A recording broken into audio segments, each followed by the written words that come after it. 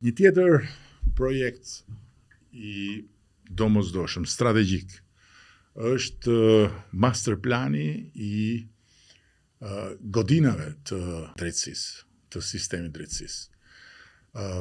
Kam vënë re me keqardhje që vetë qeverisja e sistemit drejtësisë fal pavarësisë plot që ju dha ati sistemi me reformën drejtësi, ndër ato të qalat e veta, ka edhe, po themi, dobësinë e madhe në administrimin e infrastrukturës, në projektimin e infrastrukturës, në transformimin e infrastrukturës. Transformimi i infrastrukturës, transformimi i godinave, pa projekte të besueshme, është mision i pamundur.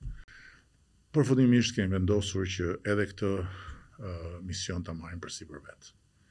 Dhe në Shqipërinë 2030 të kemi një infrastrukturë tërësisht të transformuar të godinave drejtësisë, sepse nuk mund të vazhdojmë me arna, nuk mund të vazhdojmë më me hapësira dhe me mjedise gjykatash e prokurorish janë shumë larg sqenie dinjitoze, nuk mund të vazhdojmë më me ushtësira që pastaj përkthehen edhe në një performancë që lë shumë për dëshiruar.